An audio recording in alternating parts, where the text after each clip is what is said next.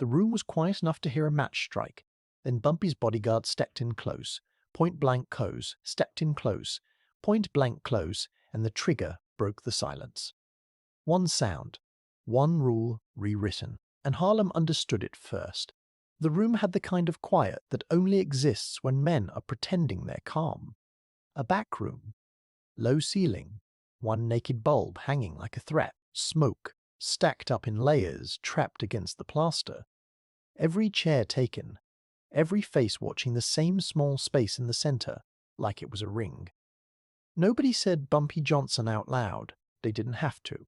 He was already there, seated, not lounging, not performing. Just present. A dark suit that fit like it belonged to him. A hat set aside with care, hands relaxed in his lap, the way a man rests them when he knows the room can't go anywhere without him. He didn't scan the room, he didn't need to. The room came to him. A few men stood near the wall, trying to look like they were just standing, trying to look like they weren't waiting on a single expression from his face. Their eyes kept sliding toward him and away again, like looking too long might be considered a kind of disrespect. Somebody was talking. Not loud, not brave, just testing. A businessman type. White shirt, clean collar, city hands. A man who smiled too much because he didn't know what else to do with his mouth. He kept a folded paper on the table like it was protection. Numbers, figures, words that were supposed to feel official. "Now, Mr. Johnson," he said, and it sounded wrong the moment it left his lips. Mr. Johnson. Like Bumpy was a man you negotiated with on equal ground. Like respect could be handled in paragraphs. The businessman cleared his throat, tried to make the moment smaller. Everybody's under pressure, he continued. Everybody's taking cuts. I'm just saying, there has to be some flexibility. Flexibility. That word landed in the room and didn't bounce. It sat there, heavy. Bumpy's face didn't change, not an inch. No flare of anger, no tightening around the eyes, nothing to feed off of. He looked at the man the way you look at someone who has walked into traffic and hasn't noticed the cars yet. "You're saying you can't pay," Bumpy said. His voice wasn't sharp.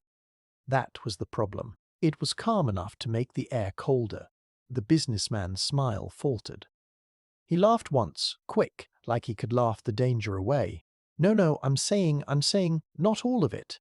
Not right now. Things are tight. The police are." Bumpy lifted a finger slightly. Not to threaten. To stop the waste. The man froze mid-sentence like he'd been unplugged. Bumpy leaned forward just enough for the bulb to catch the quiet shine in his eyes. "You don't get to say police in here like that's my problem," he said. "That's your problem. That's the price of being you." A few men shifted in their chairs. Not restless, just adjusting to the reality moving closer. The businessman swallowed. He glanced around the room searching for an ally. Somebody to nod, to agree, to soften Bumpy. But the eyes he met dropped away. No one wanted to be seen supporting the wrong man in the wrong moment, because Harlem had a rule, unwritten, but more real than paper. When Bumpy was quiet, you listened. When Bumpy was still, you didn't test him. And when you brought weakness into his space and tried to dress it up like business, you were asking for a lesson. The businessman tried again, slower this time, voice lower. Like lowering his tone could lower the consequences. Maybe we can work something out," he said. "I've been good to you. I've been fair." Bumpy stared at him. "Fair," Bumpy repeated. He let the word hang there for a second, like he was weighing it. Then he turned his head slightly, just slightly, and his eyes flicked to the side. Not toward the door, toward the man standing behind the businessman. Bumpy's bodyguard. He hadn't spoken once, hadn't moved much either. Big shoulders under a dark coat, hands loose at his sides, a face built for silence, the kind of man people noticed only when it was already too late. And now, in that small shift of Bumpy's eyes, the whole room understood something. Bumpy wasn't looking for permission. He was giving instruction without words. The businessman didn't notice, not at first. He was still trapped in his own panic, still trying to talk his way into safety.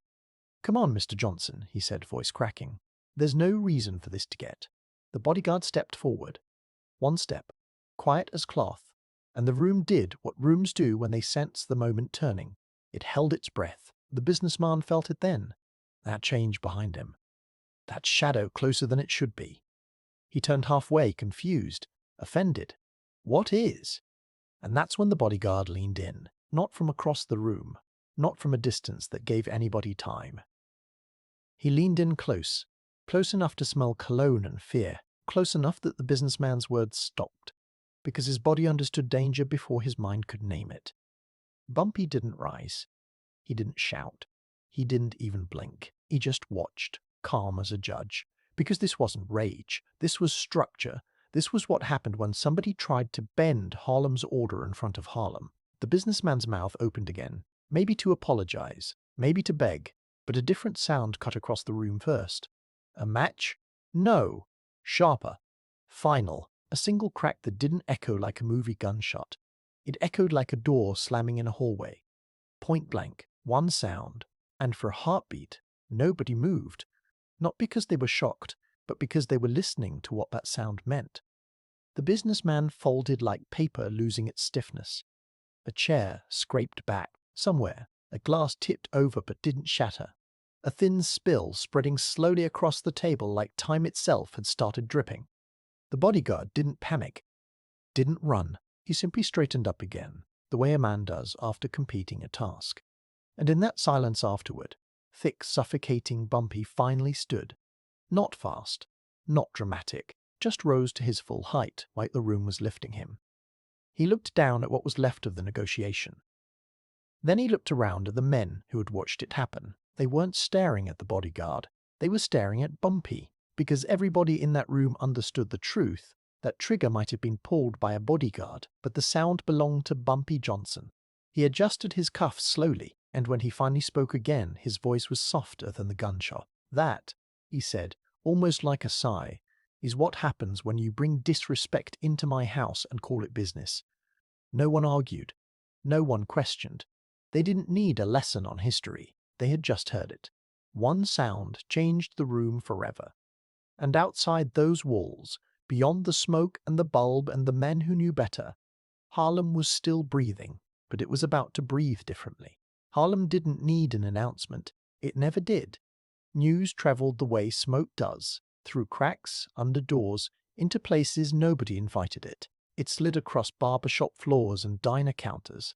It sat on stoops with old women who didn't raise their voices but somehow knew everything. It rode up in elevators with men who stared at the numbers above the door like they were praying not to be noticed. Nobody said the details, not the way outsiders wanted them. They didn't describe the angle. They didn't mimic the sound. They didn't make it entertainment. They just said enough. They handled it. He didn't even raise his voice. It was point blank. And then the important part, the part that mattered more than blood, Bumpy was calm. That was the thing that turned the story into law, because violence wasn't rare in Harlem. It was always nearby, cheap, easy, loud. Any fool could bring it into a room and think it meant something. But Bumpy's power wasn't in the gun. It was in what came before the gun. The silence, the restraint, the room freezing the moment his eyes shifted. By lunchtime, men were already pretending they hadn't heard it. By dusk, they were adjusting their behavior like it had been written into the weather. A corner store owner who'd been forgetting to pay started folding money into an envelope without being asked. A numbers runner who'd been talking reckless stopped talking altogether. A young boy on Lenox Avenue watched older men step aside for someone he couldn't even see yet and learn the first lesson early. Power isn't always loud enough to hear. Sometimes it's loud enough to feel. Bumpy walked through it like he was walking through his own living room. Not swaggering, not smiling, just moving at the pace of a man who didn't need to prove he belonged anywhere. He wore his suit like armor, but he didn't act armored. He acted settled. Like the city had already agreed to him. Outside, cars passed. Horns complained. People lived their lives because that's what Harlem did. It kept going, even with danger in the air. But when Bumpy stepped onto a block, the air changed. It wasn't fear. Not exactly. Fear is jittery. Fear sweats. Fear talks too much. What Bumpy carried was heavier. It was certainty. He didn't have to threaten you because you already knew what the boundary was, and you knew he didn't draw the boundary for fun. Bumpy drew it for order. That's what most men never understood about him. They thought he was chasing chaos. But Bumpy hated chaos. Chaos made widows. Chaos made holler quote. Bumpy wasn't trying to burn Harlem down. He was trying to make sure Harlem didn't get burned down by men who didn't live there. That's why people stood with him even when they didn't like him. Because when Bumpy was in control, at least the rules made sense. A barber on 135 who kept his shop open late for working men, he didn't get robbed. A church lady collecting money for a food drive, she didn't get pressed. A corner kid who carried groceries for tips, he didn't get slapped around by some out-of-town bully looking to prove something. Not because Harlem was suddenly holy, because Bumpy had standards. And standards are just another form of power. That evening, Bumpy sat in a small diner that smelled like coffee and frying oil. The booths were cracked, the windows fogged with steam, a radio hummed softly like it didn't want attention. Two men entered, paused, saw him, and instantly changed shape. Shoulders back, eyes down, respectful. They didn't come over right away. They waited until he looked up. When he did, he didn't wave them in. He simply held their gaze like he was measuring if they belonged in his space.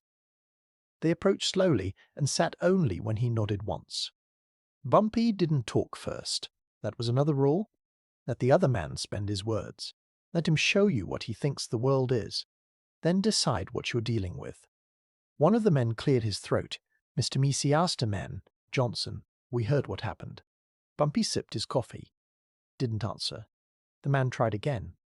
We want you to know we respect. Bumpy raised his eyes. Not angry, not amused, just present. You don't need to say it, Bumpy said. The man swallowed. Yes, sir. Bumpy let that settle. Then he leaned forward slightly. You know why that happened? He asked. The men shook their heads quickly, like they didn't want to guess wrong. Bumpy spoke softly, like he was talking about something simple, something obvious, because somebody forgot where they were standing, he said. They thought money made them equal. He paused. Then he delivered the part that made his authority different from every loud gangster with a pistol and a cheap suit. I don't need a man to love me, Bumpy continued. I need him to understand the rules. That's what keeps people alive. One of the men nodded too fast, eager to agree. Bumpy's eyes held him in place. Don't nod like you're listening, Bumpy said, still calm. Listen. The man went still. Bumpy's voice didn't rise. It never did. That sound you heard, he said. That wasn't anger. That was correction. The word sat heavy. Correction. Not revenge. Not pleasure. Correction meant something bigger. It meant this is how the street stays from eating itself. Outside, a siren passed far away. The diner didn't react. Harlem was used to sirens. Harlem had been hearing sirens since before most men learned how to shave. But inside that booth, the men listening to Bumpy felt something colder than police. They felt the weight of being judged by a man who didn't need to shout. Bumpy leaned back, hands folding together. You want to live long in this neighborhood, he said. You stop confusing loud with strong. He turned his head slightly, looking through the fogged window at the street like it was a chessboard. Any fool can pull a gun, he went on. Any fool can scream. But if you got to make noise to be respected, you already lost. The men didn't speak. They couldn't. Because it wasn't a speech. It was a verdict. Bumpy tapped the table once. Gentle like punctuation. Harlem don't belong to whoever talks the biggest, he said. It belongs to whoever can keep it from breaking. And in that moment, the story stopped being about the shot. The shot was just the sound everybody remembered. But the real change, the one that lasted, was quieter. It was the way Bumpy sat in a diner, like a man with nothing to fear. It was the way grown men watched his eyes for permission to breathe. It was the way the neighborhood adjusted itself around his restraint, because the truth was simple, and Harlem learned it again every time Bumpy walked past. When fear runs a street, it destroys everything. But when calm dominance runs it, people survive. Pressure doesn't announce itself with gunfire. It comes in smaller ways first. A delay. A missing envelope. A phone that rings longer than it should. Bumpy noticed the first change on a Monday, not because someone told him, but because the street felt lighter in the wrong places. The money moved different. The faces moved different. Men who usually stepped aside were standing a half-second longer, like they were testing the floorboards. He didn't react. That was always the mistake people made with him. They thought calm meant unaware. But Bumpy's calm was the whole reason he saw everything. That afternoon, in a modest office above a storefront, the numbers men came in one by one. Not all at once, not loud, no drama, just a quiet gathering of people who already knew the air was changing. They sat in folding chairs with their hats in their hands. Their eyes kept flicking to the door, not because they feared it, because they respected what might enter. Bumpy arrived last, as if time belonged to him. He didn't greet the room. He didn't ask how anybody was doing. He didn't pretend this was social. He sat, crossed one leg, and waited. And after a long, uncomfortable silence, someone finally spoke, softly, like confession. "They shorted us," the man said, 3 days in a row. Bumpy didn't move. "Who?" The man hesitated. Then, "Downtown money. They say they're adjusting." Adjusting. There was that word again. Like Harlem was a ledger you could balance by stealing from it. Bumpy's eyes narrowed a fraction, not anger, just focus. "Who said it?" he asked. Another man cleared his throat. "A messenger," came with a smile. "Said it like it was normal." Bumpy nodded once. A message delivered with a smile was always poison. He let the room sit in that truth. Men shifted in their seats, waiting for heat, for thunder, for the Bumpy they'd heard stories about. But Bumpy wasn't a story. He was a system. He spoke quietly, and you let him leave smiling. The men looked down. Shame spread like a slow stain. One of them tried to defend it. He wasn't alone, Bumpy. He had two with him, and they said something else. Bumpy lifted his eyes. "What?" The man swallowed. "They said, the city's watching. They said maybe you've been too comfortable." Too comfortable. Too comfortable. That was the insult. Not the money, not the delay. The implication that Bumpy's authority was an accident. Temporary. Something that could be corrected by outsiders with their hands in Harlem's pocket. Bumpy's expression didn't crack. He leaned forward just slightly, elbows near his knees, voice still low. "You know why they can say that?" he asked. No one answered. Bumpy's gaze moved across the faces. Men who ran corners. Men who carried cash. Men who had families depending on the stability of Bumpy's rule, even when they pretended they didn't. "They can say that," he continued, "because they think this neighborhood is a place you take from, not a place you answer to." A pause. Outside, a car rolled by, slow tires hissing on damp pavement. Somebody laughed on the street, like nothing in the world was wrong. Inside, Bumpy's silence pressed harder than a gun. Then he stood. No sudden motion. No theatrics, just the controlled rise of a man deciding the day's direction. "You tell everybody this," he said, calm as a priest. "We don't argue about respect, we demonstrate it." One man looked up, nervous. "So what do we do?" Bumpy's eyes settled on him, steady, unblinking. "We do nothing loud," Bumpy said. "Not yet." That, "not yet," made the room colder, because it meant Bumpy wasn't reacting, he was choosing. He reached for his hat, placed it on his head with care, and turned toward the door. But before he left, he spoke again, soft, final. "The enemy wants you jittery," he said. "They want mistakes. They want panic. That's how they make Harlem look like a problem that needs solving." He looked back once. They forget Harlem already got a solution.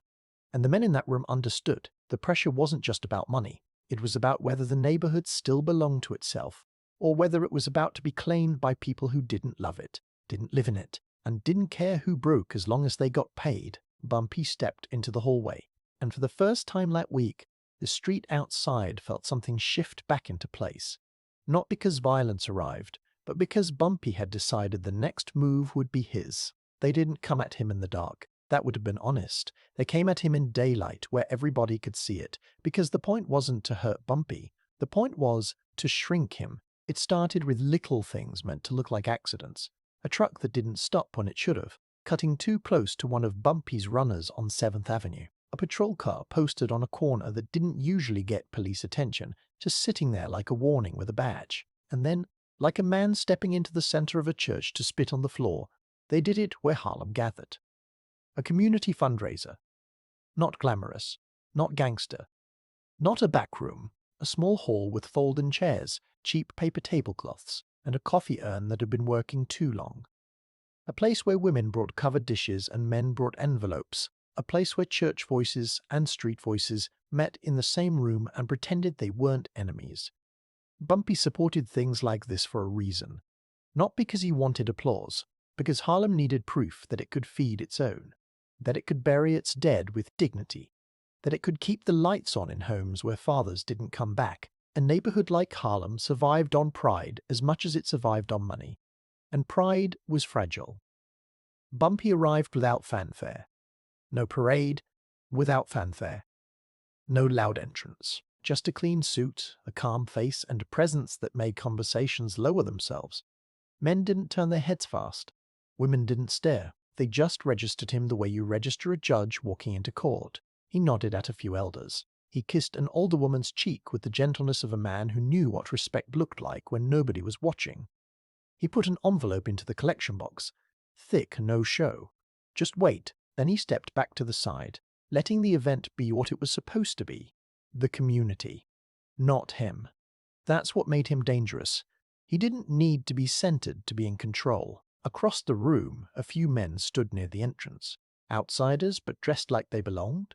Good coats, confident posture, eyes too comfortable in a place they didn't earn. One of them had that grin again.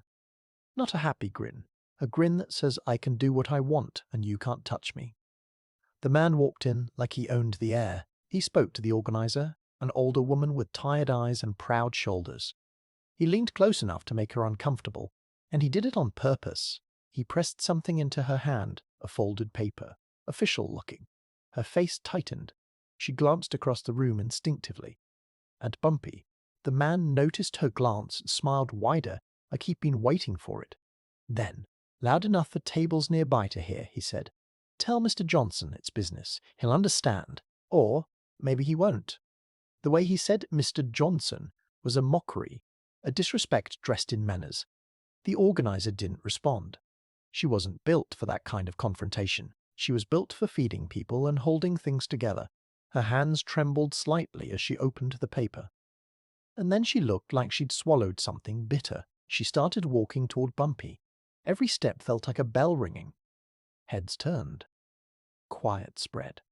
Not panic anticipation. Because the community knew when something was being done to them, and this wasn't being done to Bumpy alone. This was being done through the community. The organizer reached Bumpy and handed him the paper with both hands, like it was too heavy for one. Bumpy took it. He didn't read it right away. He looked at her first, not with anger, not with frustration, with something almost gentle. "You all right?" he asked. She nodded. But her eyes said no. Her eyes said, "They're trying to shame you in front of us." Bumpy unfolded the paper slowly. The room waited. It was a notice, one of those pieces of paper that pretends to be neutral while it tries to crush you. Something about investigation, compliance, scrutiny, words that made everyday people nervous. But Bumpy didn't flinch at words. He'd been dealing with words his whole life. Words on police reports, words in newspapers, words whispered by men who couldn't stand that Harlem had its own king. He read it once, then he folded it again. And he didn't look at the organizer. He looked toward the entrance. Toward the man with the grin. The man held his hands open slightly, like he was innocent, like he was just delivering mail. And then, because the room was quiet enough to hear him, he spoke. "Nothing personal," he said, voice smooth. "Just the way things have to go now. Harlem's changing. You can't run it like you used to." That sentence was the real paper. That sentence was the notice. Harlem's changing. You can't run it like you used to.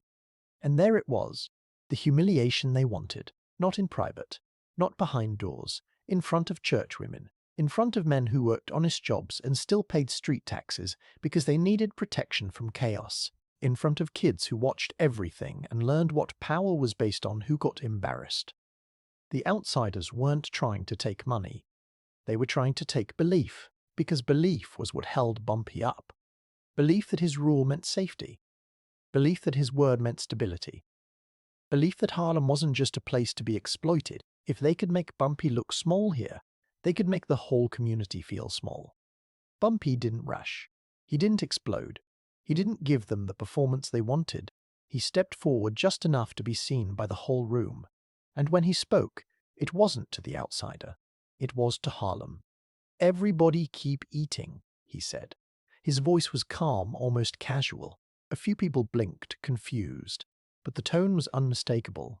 "This isn't your crisis. This isn't your fear. I'm not letting them steal tonight from you."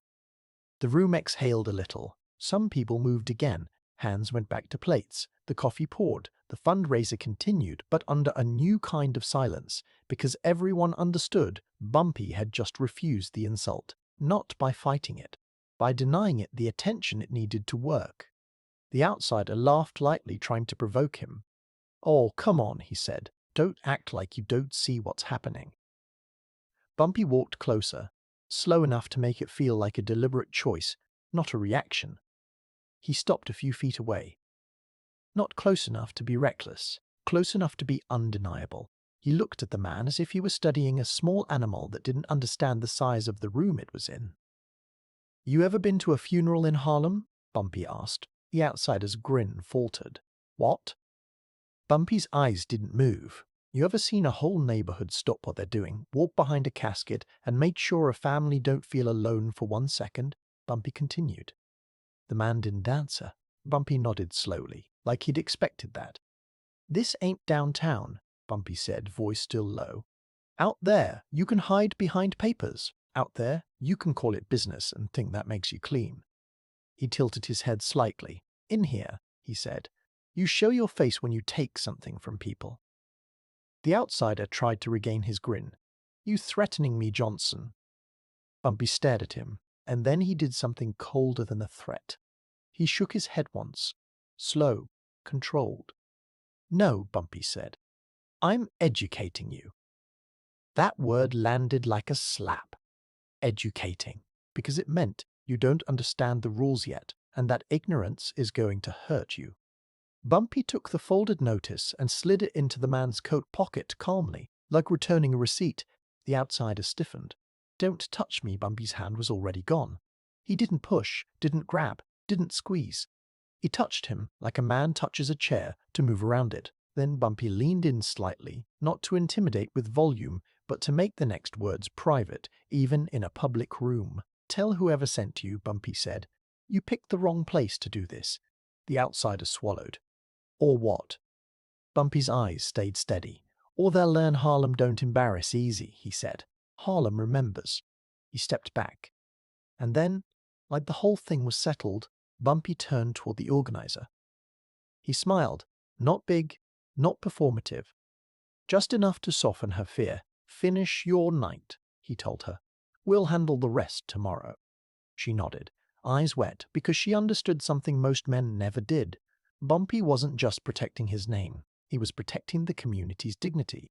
The outsider lingered, trying to reclaim power by staying. But the room didn't look at him anymore.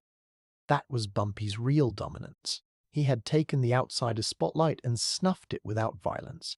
Now the outsider was just a man standing in a room where nobody cared about him.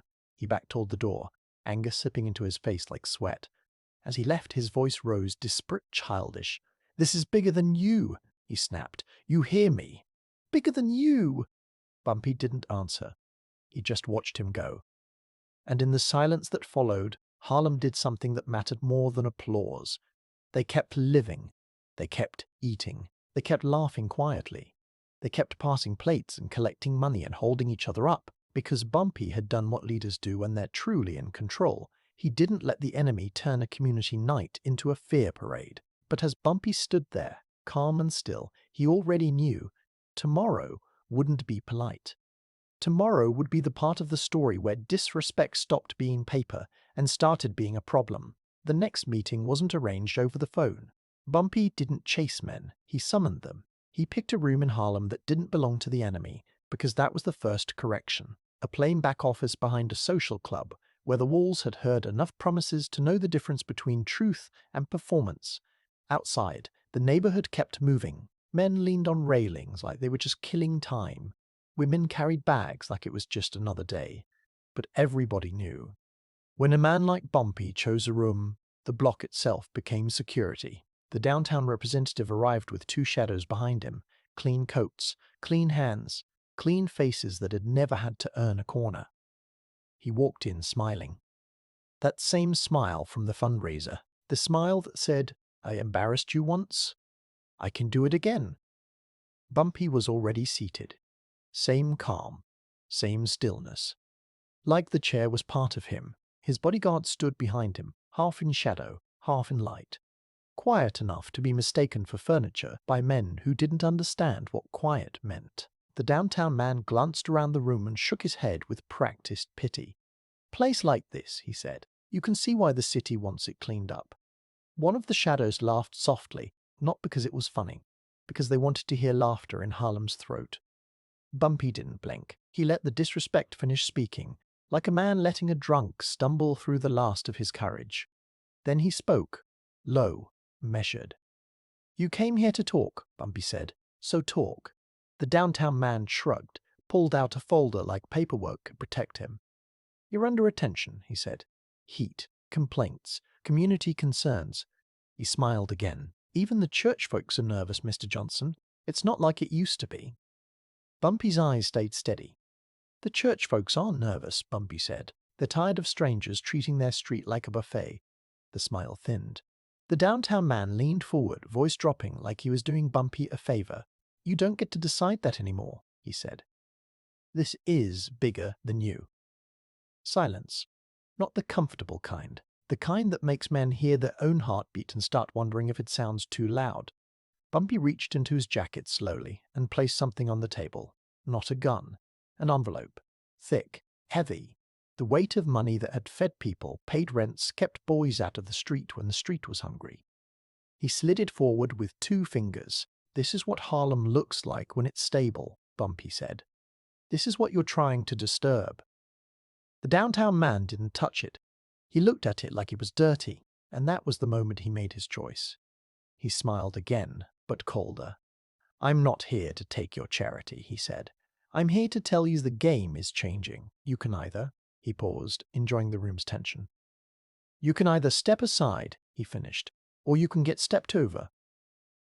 Bumpy's face didn't change, but his eyes moved just once toward his bodyguard. Not a nod. Not a command anybody could quote. Just a glance that meant, "That's enough." The downtown man didn't notice. He was still talking, still convinced words were power. "You know what you are, Johnson," he said, voice sharpening now, confident now. "You're a relic. Harlem's done pretending you're necessary." The bodyguard stepped forward. One step. No rush, no anger. Like a judge approaching the bench to deliver a sentence, the downtown man finally felt it. That shift behind his shoulder, that sudden closeness that didn't belong. He turned halfway, irritation flashing first. "Hey, back up." He didn't finish the sentence, because the bodyguard didn't argue, didn't threaten, didn't posture. He moved in close, point-blank close, so close the downtown man's confidence had nowhere to breathe. And then the trigger pulled the air out of the room. A single crack. Dry, immediate, final, not chaos. A punctuation mark. The downtown man folded out of the conversation like a sentence cut short. One of his shadows reached for something panicked, but Bumpy stood up. Not fast, not dramatic, just stood. And that simple motion froze the room harder than the gunshot did. Bumpy's voice came soft, controlled, almost disappointed. "Don't," he said. One word. The shadow stopped moving like his bones had been warned. The bodyguard lowered his hand and stepped back into place, calm as ever, like he closed a door and returned the key. Bumpy looked at the 2 remaining men. He didn't shout. He didn't threaten to hunt them. He didn't need any of that. He pointed at the envelope on the table. "You go tell the people who sent you," Bumpy said. "This neighborhood isn't a rumor. It's a family." He paused. And families don't negotiate with disrespect. Outside, the street kept breathing. Inside, the 2 men stared at Bumpy like they were seeing something they couldn't write in a report. A man who didn't look proud. A man who didn't look excited. A man who treated violence the way a surgeon treats a cut, necessary only when the infection won't stop spreading. Bumpy stepped closer, just enough to be unmistakable. "That sound you heard," he said quietly, "is the last warning you get for free." He turned away first, That's what broke them, not the gun. The fact that Bumpy turned away like the matter was finished, because for him it was. The two men backed out of the room without another word, and Harlem, waiting outside, watching faces, reading the wind, understood something the moment they saw them leave. The city had tried to shame Bumpy in public. Bumpy answered with calm dominance, one sound, one boundary, one history lesson that didn't need a speech. The sound didn't stay in that room. It left with the men who survived. It traveled in their eyes first, wide, alert, embarrassed by fear. It traveled in the way they walked too fast down a Harlem sidewalk like the street itself might turn on them. It traveled in the way their coats looked suddenly too clean, like cleanliness was now a kind of weakness. Harlem watched them go. Harlem watched, and Harlem understood something before the newspapers ever could. This wasn't about a body on a floor. This was about a line in the ground being drawn so deep it reached bone. By the next morning, nobody was asking what happened. They were asking a different question. What happens now? Because after a sound like that, the neighborhood has to choose what it believes, and belief was everything. In a barber shop on 135th, clippers buzzed like usual, but the men talking kept their voices lower. Not out of fear of police. Police had never needed an excuse. They lowered their voices because there was a new weight in the air. Consequences. A man in the corner shook his head slowly and said, "They tried to play him like he was some old dog." Another man, older, with hands scarred from work, replied without looking up, "Old dog still got teeth." Nobody laughed, not because the line wasn't clever, because it wasn't a joke. Across town, in a church basement where women counted donations from the fundraiser, one of them whispered, "Lord hath mercy," and another answered, "He always does." That's how Harlem spoke about Bumpy, not as a saint, as a weather system. You didn't have to like the rain to respect what it could do to a roof. But there was something else happening too, something more dangerous than gossip. The people who benefited from Bumpy's order were tightening around him, not like an army, like a family. A corner boy who used to run errands for nickels found his pockets heavier this week. A store owner who had once been forced to pay protection twice, once to crooks, once to cops, found one of those burdens quietly gone. A landlord who liked to press tenants suddenly started offering extensions he never used to offer. It wasn't kindness. It was alignment. It was Harlem deciding who it belonged to, because when Bumpy's name was respected, the neighborhood could breathe. Not easy, not clean, but stable, and stability was the closest thing Harlem had to peace. Some people didn't like him. They didn't have to. They still knew the truth. Without Bumpy, the street didn't become innocent. It became hungry. It became loud. And loud meant careless. Careless meant bodies. Too many, too fast, too pointless. So people held their tongues and held their line. They didn't celebrate the violence. They understood the necessity behind it, even if it made their stomach turn. That's the difference between outsiders and Harlem. Outsiders loved blood because it entertained them.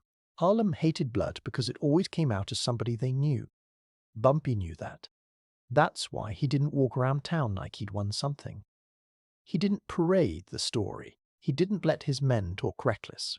He didn't let Harlem get drunk on fear, because fear is a drug, and Bumpy didn't want his neighborhood addicted to anything but loyalty. That evening, Bumpy sat alone in a small apartment that didn't look like a king's palace.